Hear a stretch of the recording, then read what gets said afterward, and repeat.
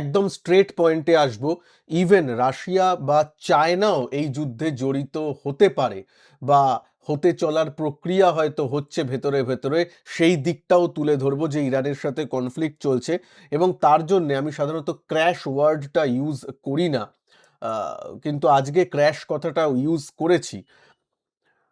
দেখুন, তার সাথে সাথে মানে ক্র্যাশের কি ব্যাপার ব্যাপার হচ্ছে সেগুলো তো এখনই বলবো। তার সাথে সাথে আরেকটাও বলি, আর্টিফিশিয়ালি বাজারকে দাঁড় করার মানে আর্টিফিশিয়ালি এমন চলছে মানুষকে অন্য কিছু দেখাবার, সেটা সরকারের তরফ থেকে হতে পারে, সরকার মানে ইউএস গভর্নমেন্টের তরফ থেকে হতে পারে, অনেক কিছুই হতে পারে।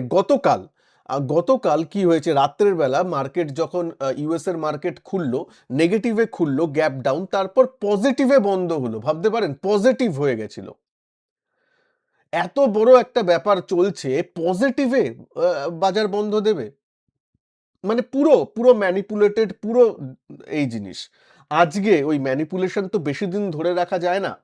আজকে যখন ব্যাপারগুলো আরো একটু হাতের বাইরে গেছে, হাতের বাইরে গেছে, বলছি কেন, কেন যুদ্ধের ব্যাপারটা থামার লক্ষ্যটা দেখা যাচ্ছে না। এটা এক দুদিনের আর ব্যাপার হয়ে থাকছে না, এখন কয়েক সপ্তাহের ব্যাপার দাঁড়িয়ে গেছে, যেটা ইউএস প্রেসিডেন্ট নিজেই এসে বলেছে। তার সাথে সাথে আরো অনেক কিছু হয়েছে, সেগুলো নিয়ে বলবো এই ভিডিওতে। তার জন্যই বাজারে কিন্তু এরকম হয়েছে। মানে ইউএস না, এশিয়ান মার্কেট আজকে যদি দেখেন, কসপি, যেটা সাউথ কোরিয়ার মার্কেট, কসপি 7.5% মাইনাস হয়েছে, বন্ধ দিয়েছে। 7.5% যদি একটা ইন্ডেক্স বন্ধ দেয়, তাকে ক্র্যাশই বলা যায়। ঠিক আছে? আচ্ছা, জাপান 3% মাইনাস, এটা আজকে হয়েছে। ওকে, বিভিন্ন জিনিস 4%, 3% এরকম তো মাইনাসে আছেই। যখন ইউএস বাজার এখন চলছে জানেন, ইউএসএ যদি আমি আসি, এক সেকেন্ড, নিফটি নিফটি 50 আজকে পাবেন না, কারণ নিফটি এখন বন্ধ, মানে আমাদের এখানে বন্ধ আছে। যদি আমি মার্কেটে আসি, ইউএস মার্কেটে যদি দেখেন, এখন ন্যাসড্যাক 500 পয়েন্টের মতো মাইনাস, ডাও জোন্স 1086, মানে প্রায় 1100 পয়েন্টের মতো মাইনাস চলছে। Dow Jones 1100 point minus, S&P 500ও 141, মানে 2%। সবকিছুই 2 থেকে 3% করে মাইনাস। ব্রিটেনের বাজার ফুটসি 3% মাইনাস গেছে। তাই জন্যই ওভারঅল ড্যাক্স জার্মানের বাজার 3.9, মানে 4% মাইনাস। একটা ইন্ডেক্স 4%, জানেন তো ভেতরের স্টক, অনেক স্টক 10%, 15% করে মাইনাস হয়েছে। ঠিক আছে? তাই জন্যই ক্র্যাশ কথাটা ইউজ করেছি, গ্লোবাল ক্র্যাশ। আজকে ভালো বাঁচোয়া একদিকে যে আমাদের মার্কেট বন্ধ ছিল। তো যাই হোক, সেটা নিয়ে তো আসবো যে কি চলছে, আমাদের মার্কেট নিয়ে একটু আসবো। কালকে মার্কেট খুলবে, আজকে হোলির জন্য ছুটি ছিল। আপনাদের শুভ দোলযাত্রা সবাইকে জানাচ্ছি। আজ এবং কাল দুদিন এরকম আছে, তো ঠিক আছে সেই অনুযায়ী।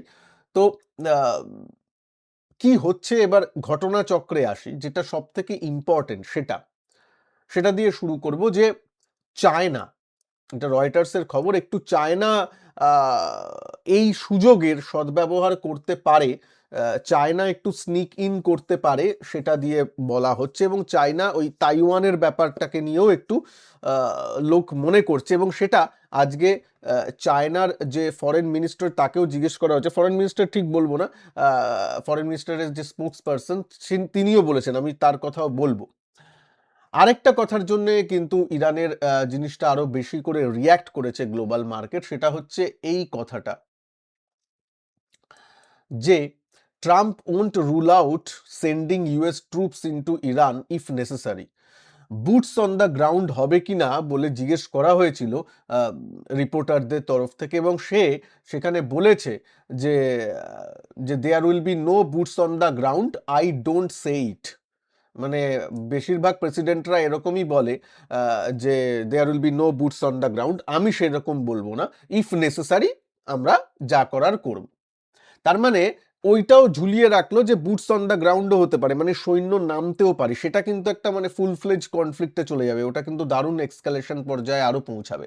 এইটা একটা ব্যাপারের কিন্তু একটা জিনিসটা থাকলো। আচ্ছা, এটা তো দেখালাম ট্রাম্প ওন্ট রুল আউট, এটা নিয়ে এখন চারিদিকে হচ্ছে।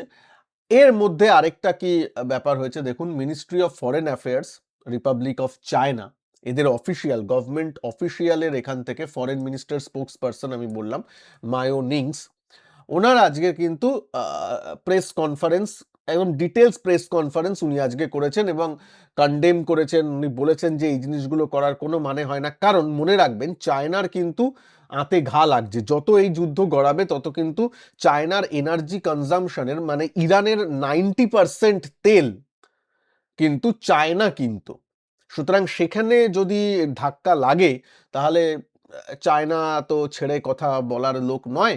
চায়না কিন্তু তাই জন্যই কিন্তু চায়না একটু ফোঁস করছে এবং বলছে যে এই জিনিসগুলো, এবং খুব স্ট্রং ভাবে বলছে যে সভারেনিটির, আমরা ইরানের পাশে আছি, সভারেনিটির দিক দিয়ে এরকম করা উচিত নয়, একটা সভারেন কান্ট্রিকে এরকম এই করা। এখনই কি ও চায়না মিলিটারি পাঠিয়ে দেবে ইরানে? না, অত সবে যা হবে না, অত সবে যাচ্ছি না, কিন্তু এই সুযোগে আবার তাইওয়ানের ব্যাপারটা উঠে এসছে এবং তার জন্য দেখবেন ওখানে তাইওয়ানের প্রশ্নও এসেছে। এখানে তাইওয়ান, ইরান নিয়ে বেশ চলছিল, তাইওয়ানের কোশ্চেন এসেছে এবং তার জন্য কি বলেছেন দেখুন, Taiwan is an inalienable part of China's territory.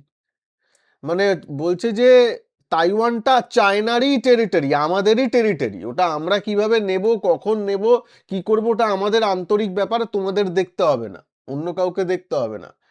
Part of territory, চায়নার পার্ট অফ টেরিটরি বলে দিচ্ছে তাইওয়ান। সুতরাং বুঝতে পারছেন একটা কনফ্লিক্ট টাইপের ব্যাপারটা আরো উস্কে দিয়েছে এই কথায়। তো এই পুরো ব্যাপারটা চলছে, তো যখন চলছে সেক্ষেত্রে আপনি যদি বাজার দেখেন, ইউএস এর মার্কেট, হ্যাঁ একটা গ্যাপ ডাউন হয়েছে, তারপর আবার নিচে এসে আবার উপরে উঠছে, এই ভোলাটাইল এই জিনিসগুলো চলছে। ওভারঅল এখন 2%-এর মতো মাইনাস চলছে, ভোলাটিলিটি আজকে 27% ইনক্রিজ করেছে। তো এই জিনিসগুলো আছে এবং আমি বলছি গতকালের মার্কেট দেখুন, গ্যাপ ডাউনে খুলেছে, গ্যাপ ডাউন, একটা সুন্দর গ্যাপ ডাউন, গ্যাপ ডাউনের পর আবার আপ এবং দিনের হাই পয়েন্টে গিয়ে প্রায় বন্ধ দিয়েছে। বুঝতে পারছেন কি ধরনের মানে পুঁজিবাদী ব্যাপার না সব, মানে কি আপনি ধরুন না ব্ল্যাক রক ওখানের চালায়, আরো বড় বড় যে এফআইআই ডিআই বড় বড়রা যে আছে ওখানে, এফআইআইদের বলে দেওয়া হয়েছে প্রেসিডেন্টের তরফ থেকে, দেখো বাবা কিনতে হবে, আজকে পড়া যাবে না, সবাই ঠিক আছে ইয়েস স্যার, কয়েকটা স্টককে তো দাঁড় করিয়ে রাখলেই ইন্ডেক্সকে অনেক সময় ম্যানেজ হয়ে যায়, সেই জিনিসগুলো কিন্তু করা হয়, ইন্ডেক্স ম্যানিপুলেশন করাটা হয় বিশ্বের, শুধু ইন্ডিয়াতেও, আপনারা অনেকে বলেন হয়তো ইন্ডিয়াতে করা হয়, তা ব্যাপার নয়, বিশ্বের সব দেশেই এইসব সময়গুলো করা হয়। নইলে আমি কোনো কারণ দেখছি না যেখানে এরকম যুদ্ধের সময় সারা বিশ্ব গ্লোবালি বাজে রিয়্যাক্ট করছে আর ইউএস মার্কেট কি করে গতকাল গ্রিনে বন্ধ দিতে পারে। ঠিক আছে, যাই হোক আপনাদের কমেন্ট, ভিডিওর কমেন্ট সেকশনে জানাবেন। এবার আসি ইন্ডিয়ার ব্যাপারে, আর এই ব্যাপারগুলো কি আরো এক্সক্যালেট করবে না কি করবে সেখানে। ঠিক আছে, বিদেশ নিয়ে তো অনেক কথা হলো। আর প্লিজ ভিডিওটাকে ভালো লাগলে একটু লাইক করে দেবেন, চ্যানেলে নতুন হলে চ্যানেলকে সাবস্ক্রাইব করে রাখবেন প্লিজ, তাহলে কি হবে, আমি যে এই আপডেটগুলো দিচ্ছি, নতুন নতুন আপডেট যেগুলো হবে আপনাদের সামনে নিয়ে আসবো, সেই আপডেটটা আপনি পেয়ে যাবেন। দেখুন এই ভিডিওর নিচেই সাবস্ক্রিপশন বাটন আছে ফ্রি অফ কস্ট, প্লিজ একটু সাবস্ক্রাইব বাটনটা প্রেস করে দেবেন। ঠিক আছে, চলুন এবার আমাদের বাজারে আসি। দেখুন মাহল তো খারাপ, এটা আমি আপনি সবাই জানেন, সুতরাং হয়তো কালকে একটু গ্যাপ ডাউন ওপেন হবে এবং সেক্ষেত্রে 24,500টা একটা চ্যালেঞ্জিং জায়গায় চলে আসবে। যদিও 24,800-র নিচে বাজার এমনিতেই খারাপ, এবং 24,600 সেদিনকে ছুঁয়ে এসেছিল, তারপর থেকে একটু মানে উঁচু উঁচু উঁচু হয়ে দেখতে পাচ্ছেন এখানে 24,600, 618 এরকম এসেছিল, তারপর একটু শেষের বেলায় একটু বাউন্স দিয়ে বন্ধ দিয়েছে 24,800-তে। তো 24,600 এই আগের দিনের লোয়ের দিকে নজর থাকবে এবং 24,500 সেই দিকটা। মার্কেট উইক, মার্কেট উইক এবং সেটা শুধু ইন্ডিয়ার জন্য নয়, মানে গ্লোবাল নিউজ ফ্লো এর জন্যে, প্লাস অয়েলের ব্যাপারটা তো আছে, অয়েলের যখন দাম একটা ধর্তব্যের বাইরে বেরিয়ে যায়, বা এই দুদিনে যেটা হয়েছে সেটা তো ইন্ডিয়ার ফিসকাল ডেফিসিটের উপর একটু প্রভাব ফেলে, ইন্ডিয়ার বাজেটের উপর প্রভাব ফেলে, ইন্ডিয়ার ক্ষেত্রে নেগেটিভ সেটা হয় অ্যাজ আ হোল, সেটা আপনাদের সবার জানা আছে, সেই ব্যাপারটাও হচ্ছে। আসলে ব্যাপারটা হচ্ছে কি, যেহেতু মানে ডায়ালগ হবে বা হয়তো আমেরিকাও ভেবেছিল যে খুব ইজিলি আমরা প্রথমে যদি এলিমিনেট করে দিই টপ লিডারদের, তারপর দেশের লোকেরা বাইরে বেরিয়ে এসে সব মানে সত্তা বদল করে দেবে, রেজিম চেঞ্জ হয়ে যাবে, যেমন বাংলাদেশে ইজিলি করতে পেরেছে বা ইজিলি হয়েছে ব্যাপারটা। তো সেরকম ভেবেছিল, কিন্তু ওরা এটা ভাবতে ভুলে গেছে যে ইরানটা তো ছোট্ট দেশ নয়, ইরান একটা বিশাল বড় দেশ। এবং কি বলে, যে খামেনি ওখানে আছে বা ছিল, তার যে সাপোর্টার কম ছিল তা নয়। হ্যাঁ, একদল হয়তো খারাপ তাকে বা মনে করতো, আবার এমনও ছিল যাদের তার সাপোর্টও করতো, সেটা আছে। প্রায় ৯ কোটি দেশ, মানে ৯ কোটির দেশ, প্লাস তাদের যে মিলিটারি পাওয়ার, ওদের যে অ্যাক্টিভ, যে একদম খামেনির আন্ডারে যে মানে আর্মি ফোর্স, সেটারই সংখ্যা ২ লাখ। তারপর এমনি নর্মাল যে আর্মির সংখ্যা, সবকিছু মিলিয়ে একটা জায়গায় শুনছিলাম ৬ লাখ ৮ লাখের মতো। সুতরাং হিউজ মিলিটারি পাওয়ার। হ্যাঁ, হয়তো মানে উন্নত প্রযুক্তি নেই, উন্নত মানে ওই কি বলে টেকনোলজি নেই, যুদ্ধ যে সমরাস্ত্র আপনারা যা বলেন, কিন্তু মানুষ হিসাবে অনেক ফোর্সড, আর্মড ফোর্সেস অনেক আছে, এইটা আছে। সুতরাং একটা মানে খুব ইজিলি ট্রাম্প যেটা ভেবেছিল যে ইজিলি ব্যাপারটা হয়ে যাবে, সেটা হয়নি, হয়তো একটু মিসক্যালকুলেট করে ফেলেছে। আপনার কি মনে হয় একটু ভিডিওর কমেন্টে জানাবেন। হয়তো ভাবা হয়েছিল যে ২-৩ দিনেই সব ঠিক হয়ে যাবে, ২-৩ দিনেই সব হয়ে যাবে, কিন্তু সেটা একদমই হয়নি। এই জন্যই হয়তো উইকেন্ডটাই সিলেক্ট করেছিল, যে উইকেন্ডে ২ দিনে যা করার করে নেব, তারপর মার্কেটকে সোমবার তো তাও দাঁড়ও করিয়ে দিয়েছিল, মোটামুটি হয়ে যাবে। তো ব্যাপারটা সেইখানে যাচ্ছে না। এবং তারপর যে মিডল ইস্টের বিভিন্ন ৬টা অন্য কান্ট্রিতেও অ্যাটাক শুরু হয়ে যাবে, সেই জিনিসগুলো হয়তো আমেরিকা বা ইসরায়েল অতটা ভাবেনি। স্পেশালি আমি আমেরিকার কথা ভাববো, কেননা ডোনাল্ড ট্রাম্প তো জানেন এখনও বলে চলেছে যে হ্যাঁ, আমরা যেহেতু ওয়ার্ল্ডের সব থেকে পাওয়ারফুল মিলিটারি, তারা তো এইসব করবে, বারবার কথায় কথায় ওই কথাগুলো বলে। মানে একটা নিজের যে ঘ্যাম, নিজের এই ব্যাপারগুলো সব সময় যে এরা বলে আসছে, আমি কেন জানি না। মানে আহ, ঠিক আছে, উনি তো সবসময় নিউজ হেডলাইন্সে থাকতে চান, কিন্তু এইটা করতে গিয়ে কি করছেন, এই যে ভোলাটিলিটি তৈরি করছেন, এতে সাধারণ ট্রেডারদের অসুবিধা হচ্ছে। দেখছেন নর্মাল শর্টও হচ্ছে না, নর্মাল শর্ট করেও যে আপনি নিশ্চিন্তে থাকবেন তা নয়, হঠাৎ মার্কেটকে দাঁড় করিয়ে দেওয়ার ব্যবস্থা হবে। আবার তার পরের দিন ভাববেন ও এবার তো তাহলে মার্কেট দাঁড় করিয়ে দিতে যাচ্ছে, তাহলে গ্যাপ ডাউন হলে আমি কিনবো, কিন্তু সেই করতে গেলে আবার দেখবেন নিচে চলে আসবে সেই দিন। তো এই জন্য ট্রেডিংটা একটু অসুবিধায় হয়ে যাচ্ছে, যেহেতু ওভারনাইট নিউজ ফ্লোগুলো এরকম আসছে। নিউজ ছাড়া আমি বলছি না যে ট্রেডিং একদম খারাপ, তা নয়, কিন্তু এই যে নিউজ সবসময় তৈরি করা, এই ব্যাপারটার জন্যই ব্যাপারটা খারাপ হচ্ছে। ইনভেস্টারদের কি, ইনভেস্টারদের জন্য জানি এখন একটু খারাপ সময় লাগছে, ইনভেস্টারের পোর্টফোলিও লাল আপনারা হয়তো দেখছেন, কিন্তু আমার মনে হয় একটু ধৈর্য রাখুন। এতদিন তো ধৈর্য রেখেছেন, আপনারা তো কি ২২,০০০-এ চলে এসছিল সেটাও দেখেছেন, ২০২৫-এ তো ২২,০০০-ও ইন্ডেক্স চলে এসছিল, সেটাও যখন আমরা দেখেছি, তখন এখন তো ২৪,৫০০ বা ২৫,০০০ যেখানেই আছে, ইটস ওকে। হ্যাঁ, ইন্টারনাল স্টক একটু তো নেগেটিভলি রিয়্যাক্ট করবে, অনেক স্টক ৪-৫%ও ডাউন হয়েছে। এনার্জি স্টকগুলোর উপর একটু নজর রাখবেন, সেখানে কি হয়। তাছাড়া ডিফেন্স একটু ভালো করছিল গত ট্রেডিং সেশনে ইন্ডিয়ার মার্কেটে, তারপর শেষের দিকে সেটাও একটু পড়ে যায়। আহ, দেখুন, যদি ওভারঅল মার্কেটে প্রেসার থাকে, তখন একটা দুটো স্টক ভালো করলেও সেটা খুব একটা যে আহামরি করবে তা নয়। তাই জন্য ভালো স্টকে যদি থাকেন, ফান্ডামেন্টালি স্ট্রং স্টকে, তাহলে ধৈর্য রাখুন, পোর্টফোলিও বেচে দেওয়ার এখনো সময় আসেনি। হ্যাঁ, ঠিক আছে, মানে যদি টপ থেকে দেখেন, এমন কিছু কারেকশন ইন্ডিয়ান মার্কেট করেনি, কিন্তু তাও বলবো যে ভালো স্টকে থাকলে বেচে দেওয়ার প্ল্যান করবেন না। একটা ছোট্ট উদাহরণ দিই, কোনো জাস্ট ওপিনিয়ন দিচ্ছি, মানে কোনো ফিনান্সিয়াল অ্যাডভাইস একদম দিচ্ছি না, টিপস হিসাবে, রেকমেন্ডেশন হিসাবে নেবেন না।